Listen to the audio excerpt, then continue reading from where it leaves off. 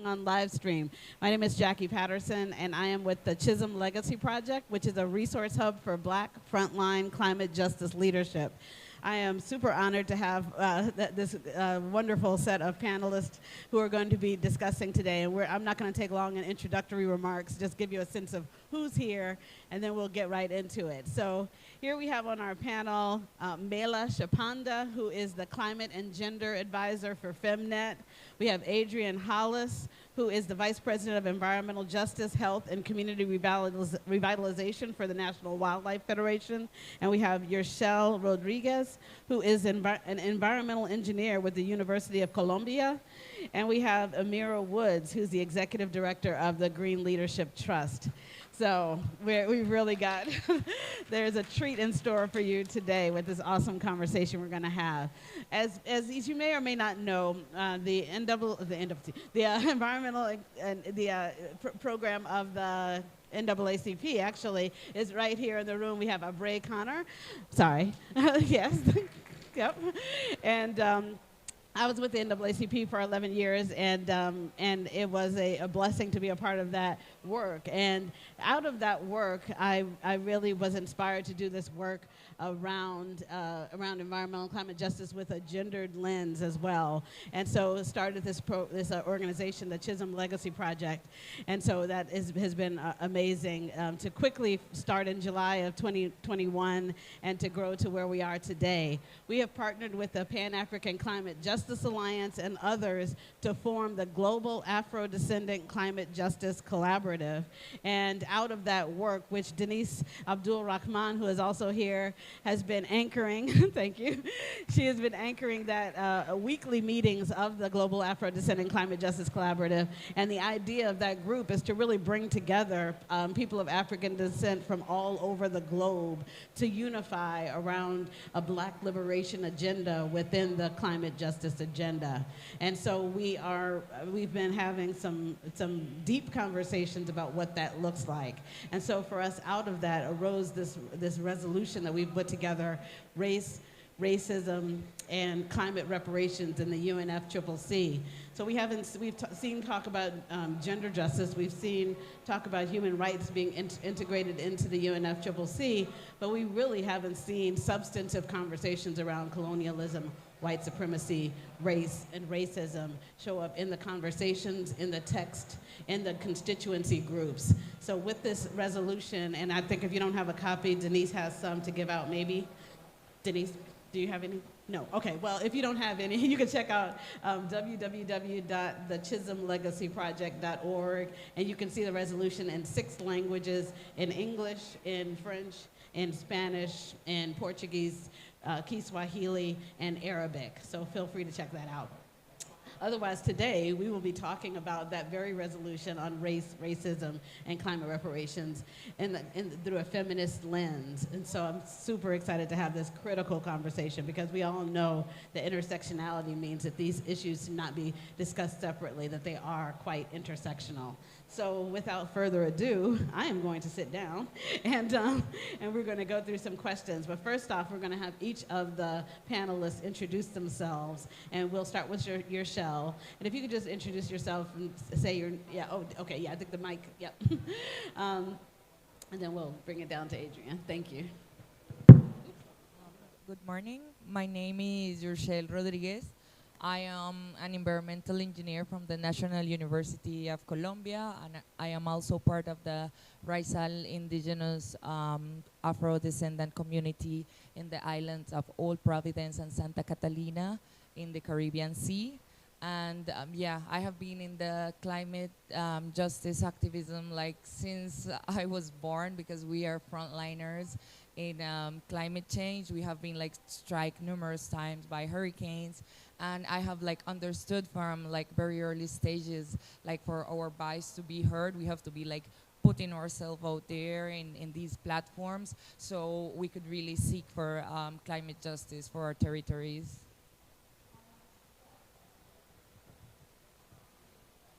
Thank you very much. My name is Melania Chiponda, and I'm a development practitioner, and I come from the academic space, but most of all, I'm an activist. I'm an environment and land defender, and as well that places me in the climate justice space. I come from Zimbabwe's Eastern Highlands, bordering with Mozambique. I think that place is one of the most climate vulnerable areas in the whole world. And I'm working currently with Feminist as the climate and gender advisor. And my work cuts across Africa, the whole continent. And I'm very happy to be discussing this issue on race and climate justice, because I identify largely as a Pan-African eco-feminist or ecological feminist. Thank you. Greetings, everyone. I am Emira Woods, so honored to be here this morning. Thank you those who are joining us in person and those who are joining us virtually. I am from Liberia, living outside of Washington, D.C. I'm the executive director of the Green Leadership Trust. We are Black, Brown, and Indigenous people on boards of environmental organizations. And so I am so honored to be on this panel with two of the leaders of GLT, Jackie and Adrienne, and also to have other members of GLT, including our co-chair, here with us today. I come from West Africa along the Atlantic, where we are already suffering the ravages, really, of rising sea. And so we look forward to having a conversation today where we talk about that.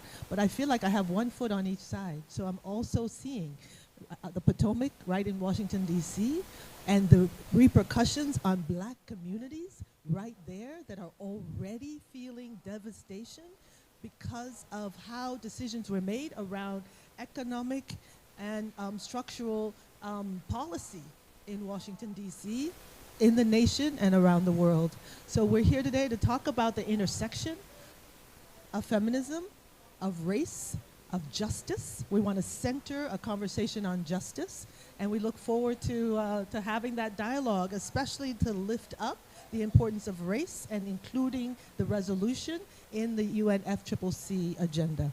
Thank you. Good morning, everyone. My name is Adrienne Hollis. I am as Jackie said, the Vice President for Environmental Justice and a bunch of other things at the National Wildlife Federation. I've been working in the environmental justice field for almost 30 years. I am from Alabama. I like to tell the story as to why I do this work. I grew up in Mobile, which is, Alabama being one of the most racially segregated areas that I know. We live maybe 5 minutes from Africatown, which I hope most people are familiar with. So I am not from Africatown, unfortunately. I'm from around the corner, as they say. But I tell the story of how when I was young and my mom had given me a white swimsuit, and we could only go to certain beaches. And the beach we went to was, of course, polluted because that is where we were placed, so to speak. And I had been in the water for 5 minutes, and I came out and the suit was black because of the oil in the water. And that's the kind of environment in which we lived. That and the fact that my family and friends, kids growing up, suffered from asthma. And because of the economic oppression or economic apartheid, as it is known in circles, my mom and others couldn't afford medicine for asthma. And the route that was sort of they were directed to take was to hold the kids over the bathtub and run the hot water and hope that would open up the airways. And I remember my mom doing that. So that is the environment from which I come. And I work at the intersection of racism, environmental justice, health, and of course, issues around climate, because you can't talk about climate without talking about health and environmental justice. So very happy to be here and to share the stage with these phenomenal women. Thank you. Thank you so much. So I think you'll see why these were the women that we chose to have this conversation. Yurshell, I didn't know from before, but she was part of we were doing a daily talk show every day from here called the Afro Beats Live talk show that Denise Abdul Rahman is producing and moderating. And so feel free to check that out at 8 p.m. Egypt time every day. And so Yurshell, when she came onto the show, I was just blown away by her remarks. So she's a new friend, and but I'm definitely looking forward to work at deepening our work together. And Mela, I had admired from afar when I was with ActionAid International. I encountered her decades ago, and her amazing work, and really just being such a strong voice around a feminist lens around environmental and climate justice.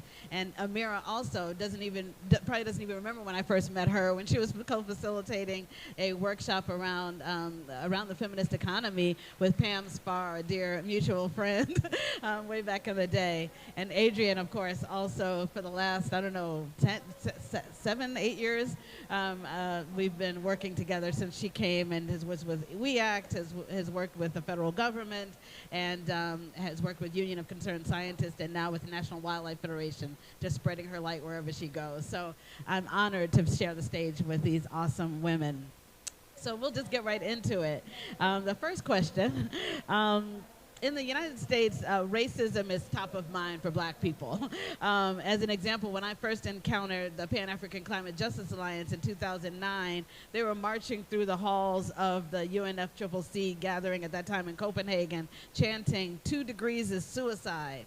And as a group of black folks saying that, I thought to myself, like, why aren't they saying 2 degrees is genocide? Because that's the lens that I'm always thinking of in terms of the fact that our communities, our nations, are least responsible for climate change, but yet in the industrialized nations that are operating under colonialism and white supremacy are the reasons that this is happening, and it's reaching us first and worst. But then over the years, and working with Pan-African Climate Justice Alliance and others, I've started to kind of understand and deepen the understanding of what this notion of race means, the prominence of race in the dialogue and discourse, and the extent to which racism is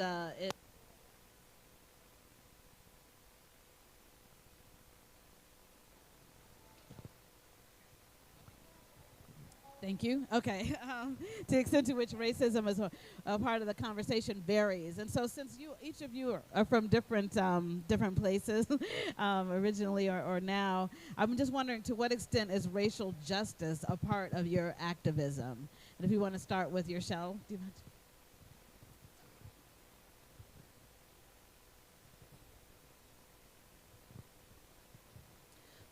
Yeah, well, the question, I guess, is answer itself just like by being an Afro-descendant woman.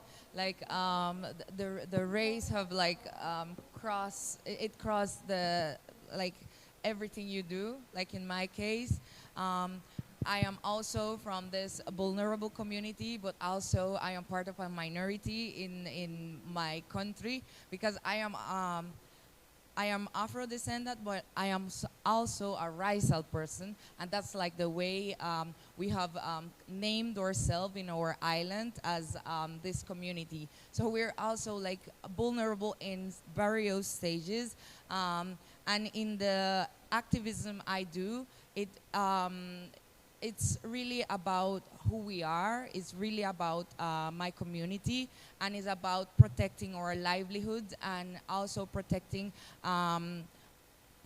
us from extinction. Because for me, it's like going extinct as culture, as a person that has a view, a collective view of how we want to live our life or how we want to pursue our future. Because just to take back a little, in my island, we have the 3rd greatest coral reef barrier. So we're also the guardians of one of the most important ecosystems in the whole globe. We are also biosphere reserve. So we are the stewards of these type of ecosystems. And we know that indigenous folks, black folks, we are the protectors of the 80% of the ecosystem that are still healthy and that are still helping us and that are still giving us life. So for me, in my activism, it has always been about who I am, who I represent, and to feel represented in these spaces. That's why we put ourselves out there, like to make a stand and understand that our communities have been vulnerabilized like from the beginning. And like I didn't want to like became an activist. Like I didn't like wake up one day and like, oh, I want to be an activist. Like I just had to become, because like everything was pushing us, and everything is pushing us to become activists, because who will speak for us if we don't speak up for ourselves as black women, as indigenous women, as local communities. So yeah, it's really about race.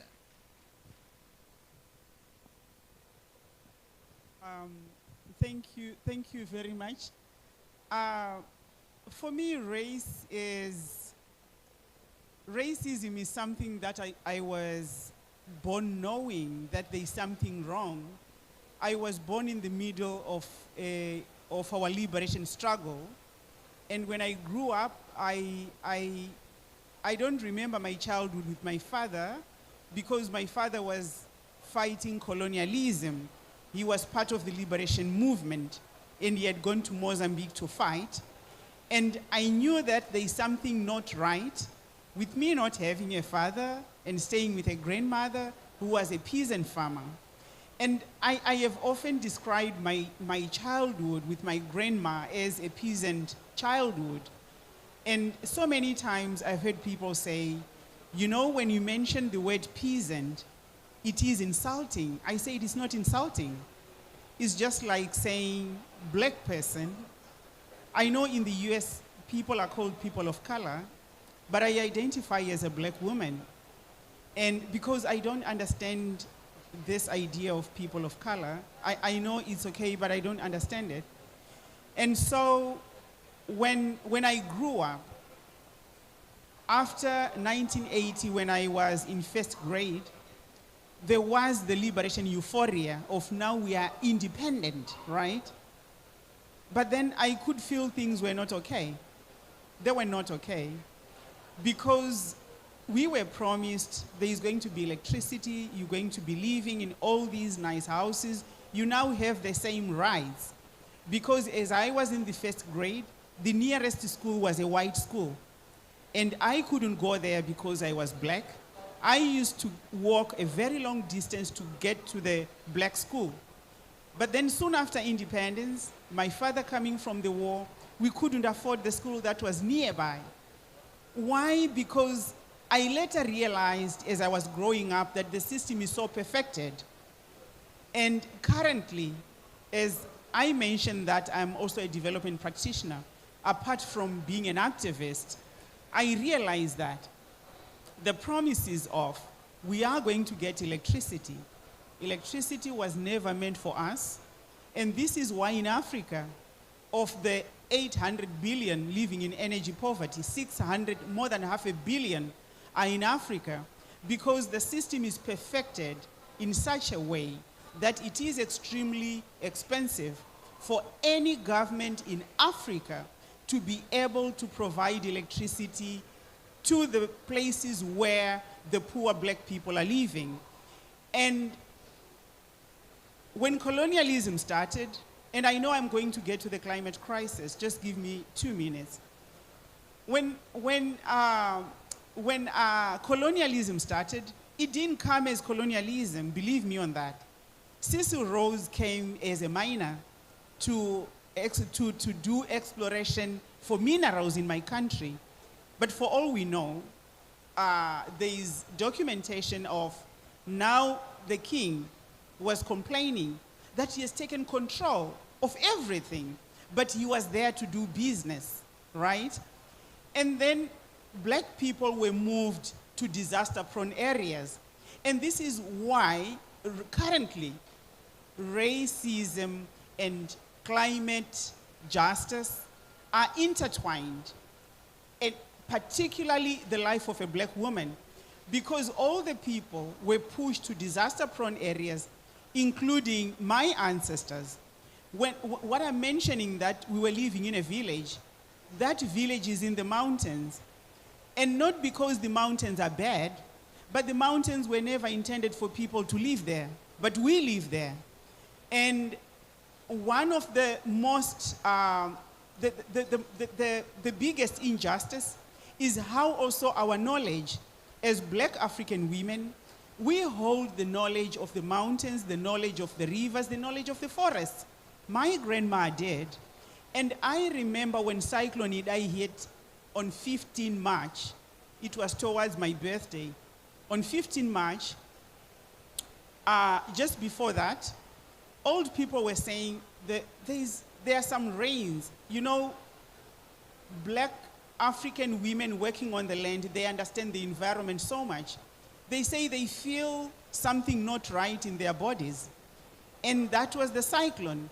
And on 15 March, 3,000 people perished in Zimbabwe and Mozambique. And that area is an area where traditionally people are not supposed to live there. But also, the people that perished, of all the 3,000, they are Black peasant people. They are commercial farms, which are owned by the commercial farmers, the majority of them white. None of them perished. And they say that they have access to information, access to this knowledge. And I always think they have privilege because of their skin. My grandma has knowledge, a lot of it, but she perished. Why? Because she was forced to be, because of racism, she was forced to live in a disaster-prone area. And this is where, for me, I feel not fighting for racial justice. For a person like myself, I feel sometimes it's privilege. Thank you very much. I have so many stories to tell because I'm a Black woman whose life has so many stories to tell. But I'm going to leave this time to Emira. Thank you. We are inspired by those stories, so keep them coming. So for me, the activism started in Liberia when I was very young. And I have to say, Liberia and Ethiopia are the two countries on the continent that were never colonized, formally. But we well know, right? And for me, the story begins back in 1926. You all know the company Firestone? Firestone, yeah, big international conglomerate. Firestone entered Liberia in 1926 and essentially took over. When we talk about land grabbing, land grabbing started decades ago. On that scale, it was 1 million acres. 1 million acres where people were farming, growing food, sustaining their families, thriving, right? 1 million acres were taken by the corporation. And what we had instead were chemicals dumped into the riverways where people were drinking the water, where people were bathing. So when we talk about environment and health, we've got to draw it back to a system of economic exploitation that began, I mean, some of us say a millennia ago, right? With the transatlantic slave trade, but continuing in all its forms of extraction, but most particularly since the Industrial Revolution, extracting resources, rendering communities, particularly Black, brown, indigenous communities, invisible. And when we think about women who are often the center of those communities, our lives have been disrupted for far too long. So race is at the center, right? So I grew up. I grew up with Firestone having these literally golf course. We're here in Sharm el-Sheikh with these resorts, right? Imagine a similar resort with a golf course. Yet workers could not enter that golf course. So literally you could see white people golfing. And the workers on whose backs, right, the resource was being extracted, those workers We're living in such deplorable conditions, you can't even describe it. And that was 1926, but I'm so sorry to say that's still the same today. You have homes being built, like now, with no indoor plumbing because we are rendered invisible. Our lives don't matter, right? So when we think about the intersectionality of race, it's at the core. So there's so many stories, as we say. We'll share more as we go along, but I'm really honored to be a part of the Green Leadership Trust because we believe that we have to be a part of systemic change, fundamentally changing the systems that are upending our lives. We've got to build a future that we want our children and their children and 7 generations down to enjoy, right? So we believe that women are 50% of the world's population and should be represented fully in all decision-making bodies. Gender justice at its core is why I'm a feminist, right? We also believe that Black, brown, indigenous people, we are 70% of the global population. We are the global majority. All decision-making bodies, including here at COP, must reflect us. Nothing about us without us. And all that connects the environment is about us. So, we're just beginning our conversation. There's so much more to say, but race is at the heart. We've got to fundamentally liberate our people to liberate the world. Excellent. Thank you. Thank you so much. In addition to the story I mentioned earlier, just a little bit about racism and why it's, I guess I describe it as being a core part of me. When I was little, I saw my first Klan rally. I must have been 6, and we were at a park with a bunch of kids from different Catholic schools, Black Catholic schools, none of which exist now, which was part of a great plan, I guess, to rid the city of the Black Catholic environment.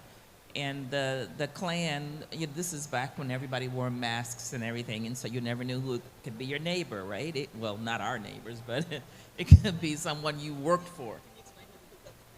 Right, the Ku Klux Klan, the white supremacist group that, for, decades, centuries, have terrorized, murdered Black people for things ranging from, and including my family. We grew up hearing the stories about how Uncle so-and-so was murdered for looking at a white woman, or for not walking on the opposite side of the street, or for not saying yes sir, yes ma'am, things like that. And so I saw, we grew up with that fear, of, white supremacist culture and attitude. And that would have been one of the first things, that's one of the first things that I remember. And I think in high school, I went to a majority white high school, and still experienced segregation in that regard. I mean, when I went to college in the 70s, they were still hanging people from trees in downtown Mobile. And I remember they also still had the white and Black only water fountains, meaning that if you were Black, you could not drink from the white water fountains. And this is in the 70s, y'all. And when I went to graduate school in Boston at Harvard, they were still busing people with the National Guard. And that was in the 1990s, the end of 1989, yeah. And so I do want to say that, race is integral to me. And there was a period in time where I was naive, and when I went to graduate school to get my PhD, I remember the first day I was walking down the hall, and I had a bag of animal dye that I was making, and I had on jeans and T-shirt, and a white guy was yelling down the hall at me because I didn't come and empty his garbage. And that's when I realized that the first thing people see is color, and it doesn't matter how many degrees we have or or what we do. And, you know, even though we're taught to do our best and to achieve and to prove ourselves, and it took me a long time to realize that we are, you know, we are there. You know, I am good enough, better than enough, right?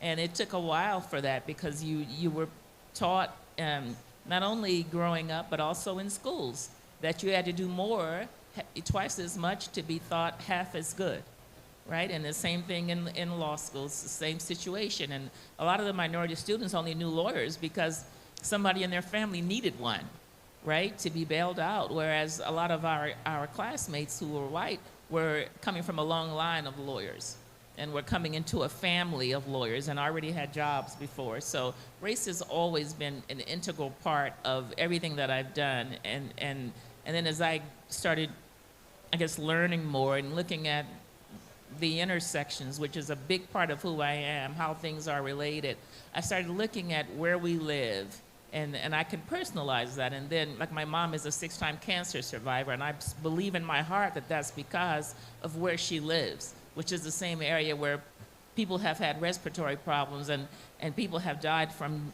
numerous rare cancers, right? And you know, we might use the term cancer cluster, but you know, we're told that there is no cancer cluster, because usually that occurs, in my opinion, when they're minority communities. So yeah, so for me, that's why race is important, because if we don't represent ourselves and speak up for ourselves and recognize patterns of behavior and attitudes, then we're not going to get, you know, we're not going to make change. And change isn't going to occur without us. So, oh. Thank you so much, Adrienne. Thank you all. And we welcome our sisters from WEACT who just came in. So, whoop, whoop. They're co-sponsoring the Climate Justice Pavilion again, the first ever Climate Justice Pavilion at the UNFCCC, which is both a celebration and a shame. So it's a blessing that they really pulled that together, and it took a lot of work. I'm sure they were going to have as many gray hairs as I do by the end. So anyway. So I wanted to ask another question. In some ways, you've already begun to answer this question, but as a black woman, how do you see black women experiencing double jeopardy with gendered and racialized impacts of climate change? And can you tell us a story that illustrates these intersectional impacts? Yeah, like around that question, like we know as women, like in general, we're the most affected by all this climate change, the climate crisis. But like we, like you said, we're like double vulnerable side. I'm so sorry for that word. For me, it's like a yeah. And as black woman, it's like even the double, you know? Our bodies have been through a lot, like from the colonialism time. Like we have been struggling as women in our way that we have been perceiving what is our life or what is our vision of future. For me, as a Black Afro-Indigenous person, I have been working in the activism as a woman, in the sense of like bringing the voices of my people, but also of the women of my community that have been living all this trauma. Because we're the ones that, like, in my island, the first time I lived a hurricane, I was 10 years old. And I remember, like, just waking up the morning after the hurricane, like coming out of the bunker with my mom, and like we seeing like our entire home like destroyed, like, and seeing her like cry, seeing her like all her struggle, all her work, she being a single mom, like it literally break my heart. And that was the moment I start thinking, like, how can I like help my mom so she don't have to be like crying and always like losing stuff, you know? So like understanding that we're so vulnerable in burial stage, not only on the local level, but in the international level, and all these policies that have been wronged to us, like really putting us in this position that the way that we're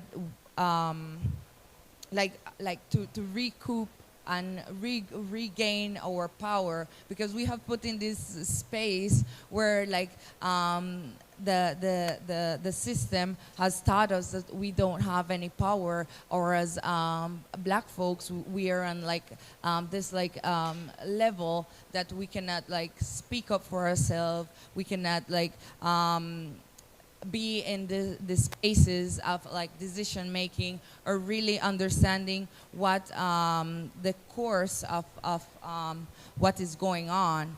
I'm like yeah, for me is I get like a bit emotional always when I talk about like living in a frontline community, being a woman, also like being part of the system in Colombia, because we're from the global, we're all from the global south, but I am part of the Latin American view of race, of yeah, so like for me, when I went to university was the craziest moment of my life, because there was when I understood that I was a black woman, because in my community we live like in this generous way, and we don't understand ourselves like the color to be like something that really distinct you from the others. You are all the same.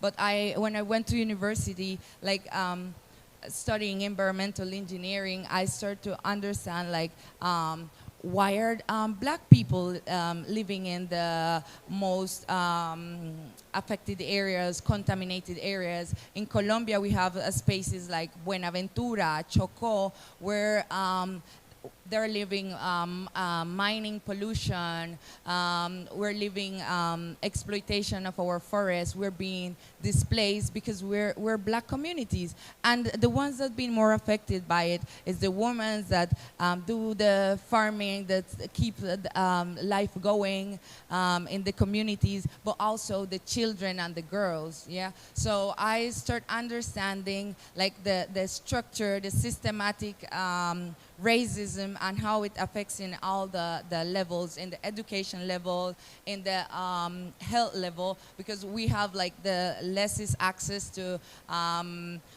good medicine.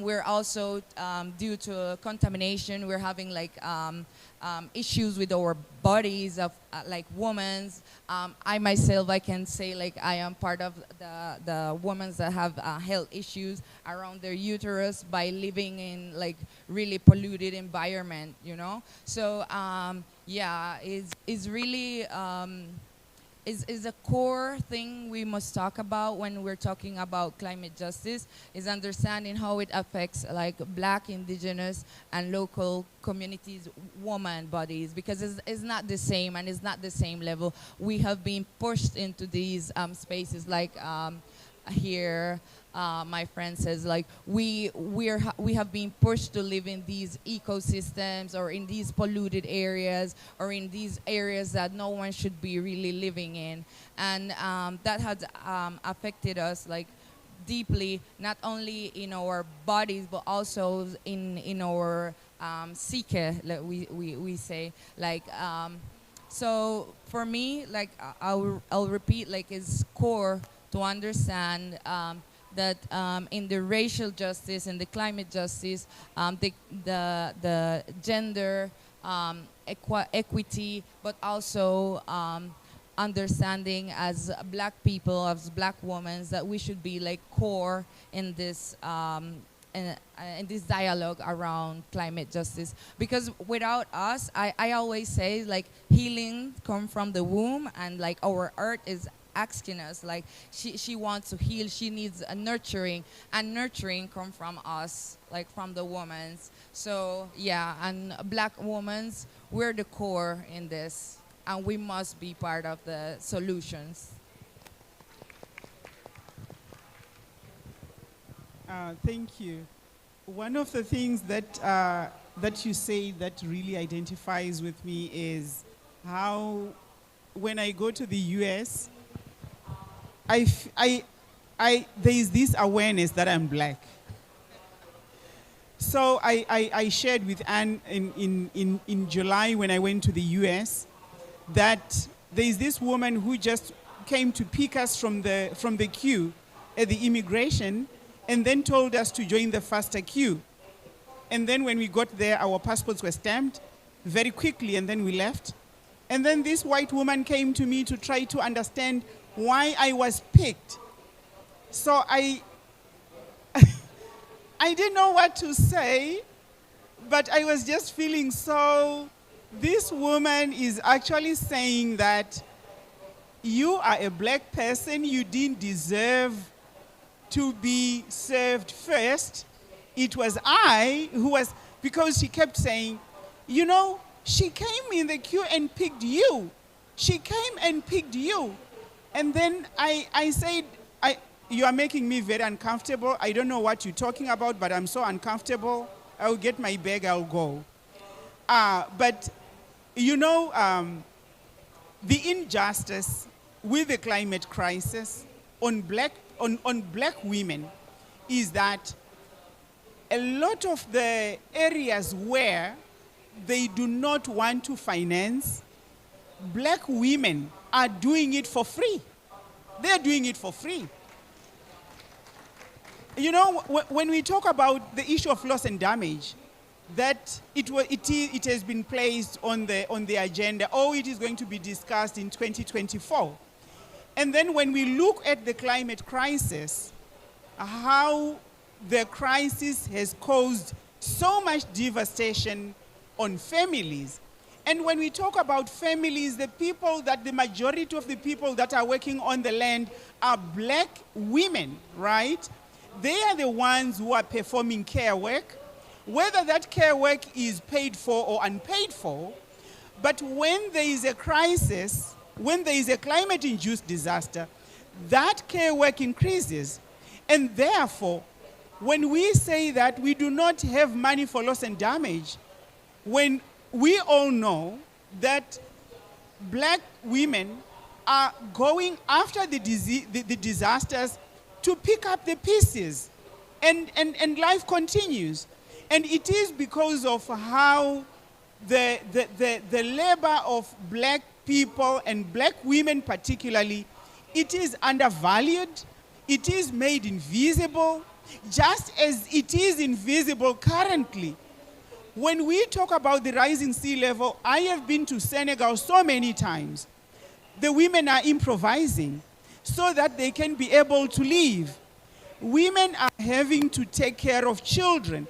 They are having to take care of the sick, because the climate crisis is also a health crisis. It has brought in more cases of malaria, zoonotic diseases, because of all this destruction that is taking place because of extractives. And black women are the ones who are carrying this disproportionate burden. All the people that cannot afford healthcare services, they are the peasants, they are the indigenous people, they are the black women who are having to even subsidize governments who are failing to take care of their sick. The health systems are broken across the continent, across Africa. Health systems are broken. In poor people's neighborhoods, there are no health facilities to talk about. But where are the sick people going? Women are taking care of that. When we talk about energy poverty, when I was doing my PhD, I was focusing on energy, on energy in Zimbabwe and across Africa. And this is documented, right? That women die from indoor pollution because of not having access to clean and affordable energy. But when you look at who is hosting these mega energy projects, they are the women. They are the women.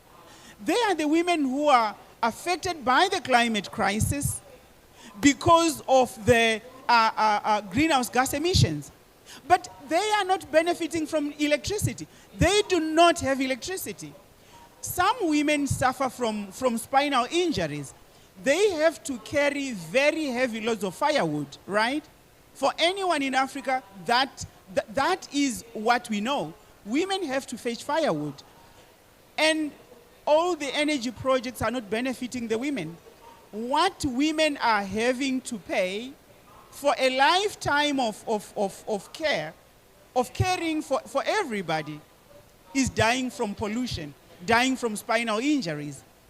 And this is why I always say, when we, as indigenous women, as black women, we say no. I often say, what would it mean if, for example, we would say, we are not going to cook.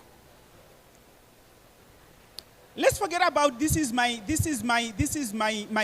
household, right? Because our lives, the way we live our personal lives, are a reflection of this bigger political system that is perpetuating the injustice. Sometimes I feel like, those in power, the majority of who are male, probably they'll do something. When they would just go one day hungry and the children are nothing has been done, probably something would be done.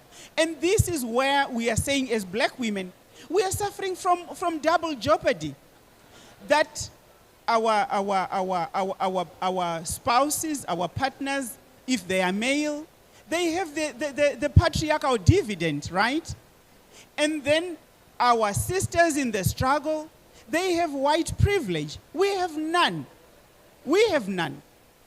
And this is why I will repeat, we need the race issue to be on the agenda.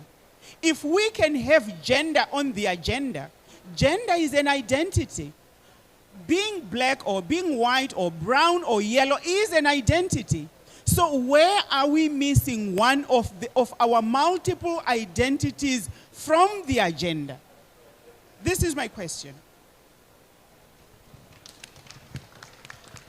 Yes, the key questions. As I said before, I have one foot on each side of the Atlantic. So if it's okay, I'm going to give two examples of the climate crisis and its impact. The first comes from home, Liberia. And I'd like to, because we often talk about sea level rise, right? We're along the Atlantic. And for me, the most heart-wrenching, and again, it's not a decade away, it's happening now. It's been happening for the last several years. But there's a community in Monrovia called Waterside. Waterside is where there was sort of a popular market for those who like the African clothes and all of that. That was a place to get the African clothes, Waterside, right? But it was also a place where many women, as market women, were sellers. So now what you have, because of the rising sea, people have, the land is literally already underwater, right? So what used to be homes, literally already now under the sea. What used to be market stalls, under the sea, right? Not a decade from now, already today. So what happens then when people have lost their homes and they've lost their livelihoods? The pressure on families that were already at the brink in precarious economic situations, that pressure becomes so hard to bear. So what we're seeing, and again, Liberia is coming through 26 years of war where people had to survive. What you're seeing is women essentially without economic means having to make really difficult choices on how to put food on the table for their children, right? Today. And what you're also seeing is the push, climate migration, the push factor is key. Because without a home, without a livelihood, it is human nature to try to find a better way. So what you see, not just from Liberia, but the Gambia, Senegal, as you mentioned earlier, all along the coast, people are taking these dangerous routes to find a better life. And we see the results, right? We see daily, the numbers are just heart-wrenching of people who are losing their lives on this path to a better life. Those that finally somehow make a way, some to Europe, many to South America.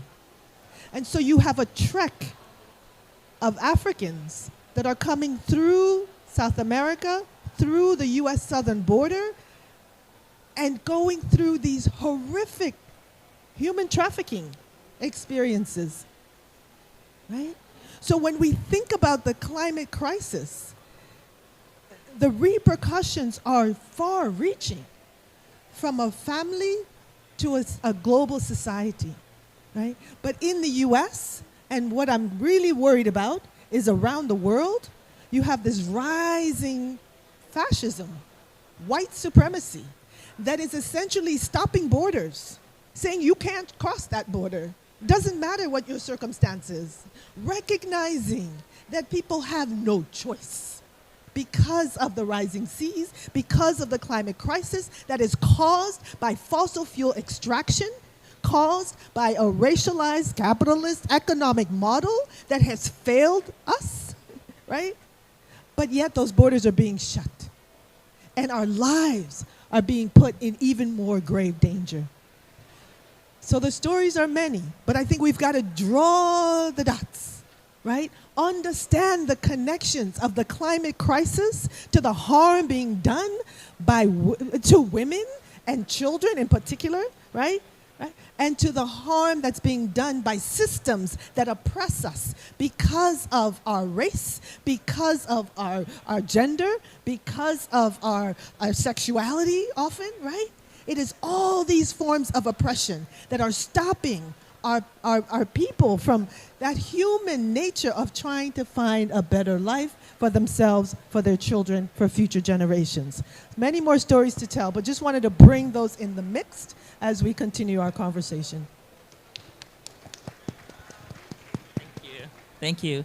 I think I mentioned I was a toxicologist. One of the issues that I really am interested in and focus on or bring up or lift up is the issue with women and environmental exposures, and how things such as reproductive health effects, right, are a big issue. Endocrine disruptors, things that prevent us from being pregnant, things that prevent us from staying pregnant the entire time, things that prevent us from delivering live, healthy children. I wanted to share quickly a story. One of the communities that I've worked in, this one happened to be in Arkansas, lived near a facility owned by the Koch brothers that was, what the Koch brothers is, the Koch brothers are, I think one may be deceased, I'm not sure, entities that, a family that owns facilities like paper mills and pulp plants and all of the things that can be hazardous, and they're usually located, most of the time, all the time, located in communities of color, right? Atlanta, Crossett, Arkansas, I could name more. And the communities that are located in proximity to these facilities are most at risk. Now, the one that I'm referring to is actually produces chemicals for the paper process. And the community, 47 homes on one street, have been affected in so many different ways, although it has not been necessarily recognized by the federal government. But what I wanted to sort of share with you was the fact that one of those most affected was an 8-year-old girl who had uterine cancer, 8 years old.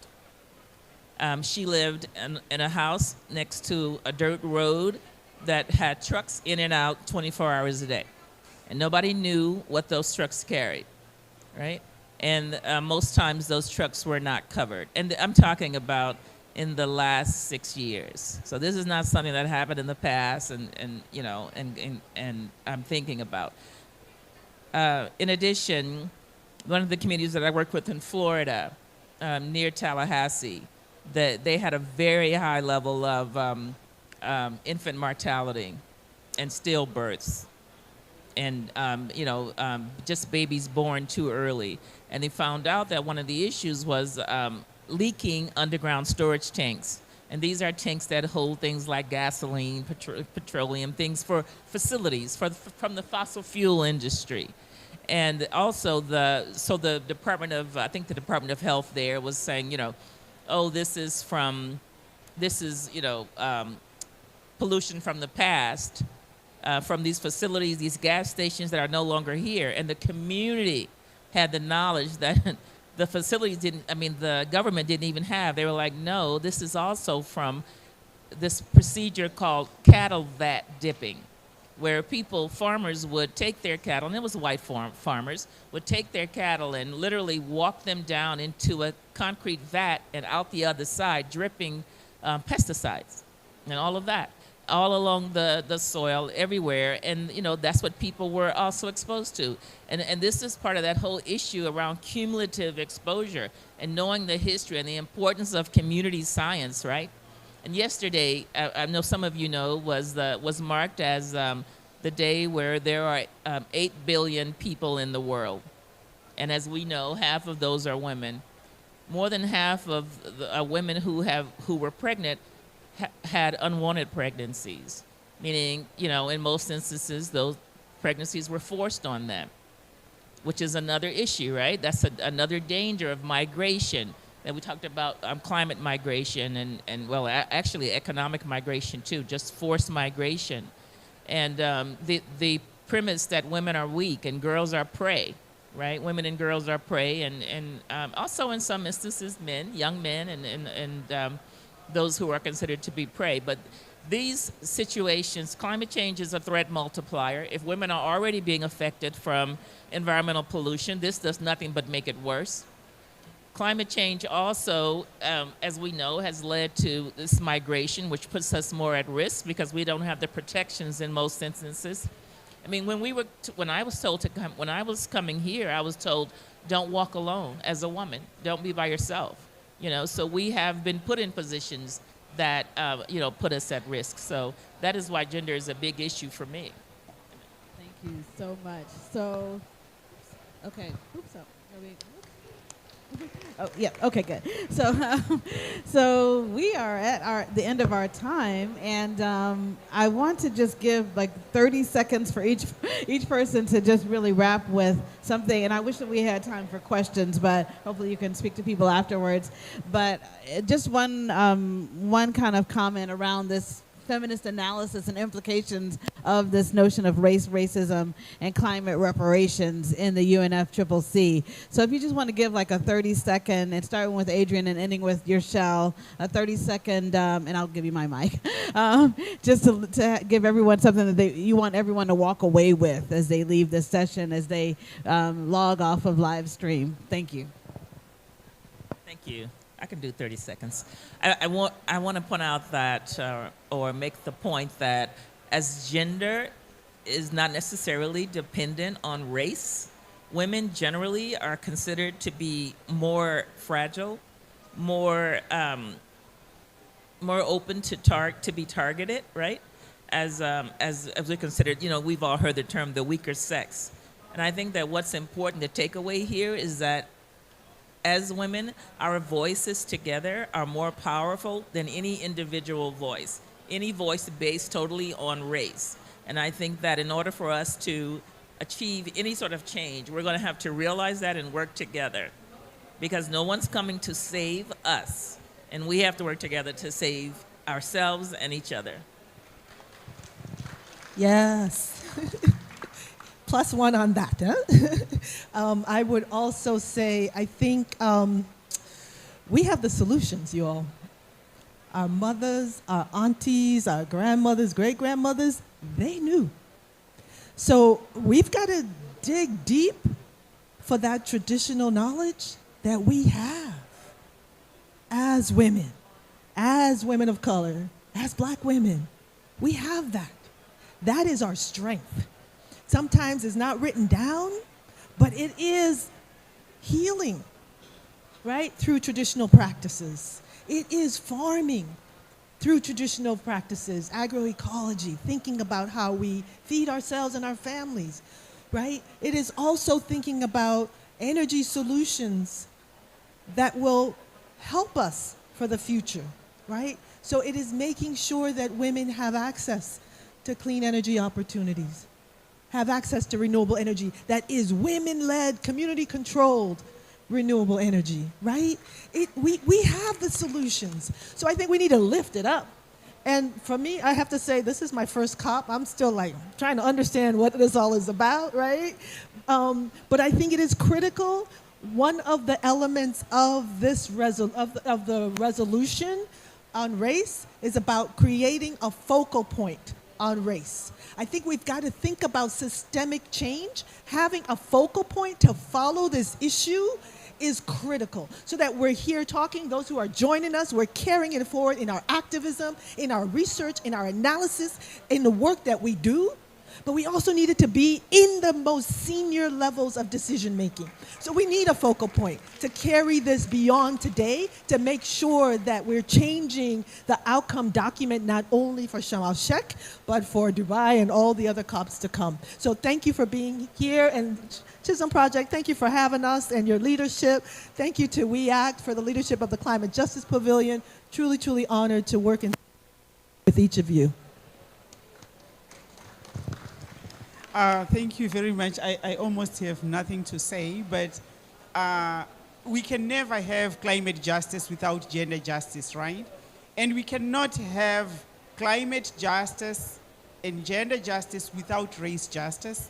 And what we should come together, and we really need solidarity from our sisters in the North, our comrades in the North, for justice to be there for the African women, indigenous women, the working class women as well. We need that solidarity, and what we are fighting for is actually that as a people, as the whole world, we live in harmony with nature, and we are saying that the indigenous people, the peasants, the black people, we have been living in harmony with nature for a very long time, and the world has failed. We do have the solutions. If only you can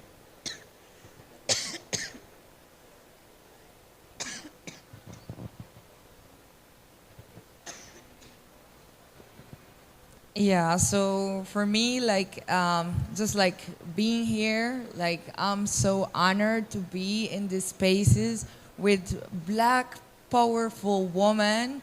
Like, it's just such an honor, and it's like the reflection of what we need to continue happening. So for me, like, my key takeaway from this space is that we need more platforms like this. We need to have these type of conversations. We need that solidarity among us, among all of us. And just to give like this one last data, like here at COP, the percentage of women that in the decision-making tables, like we're represented here, yeah, we have a lot of women this time at COP, but like really the women's at the core center of the decision-making, only the 33%, and that has to change at the UNFCCC.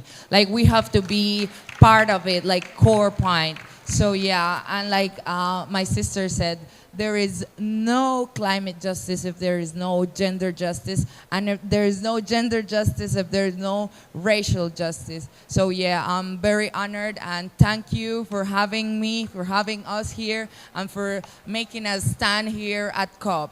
Yeah.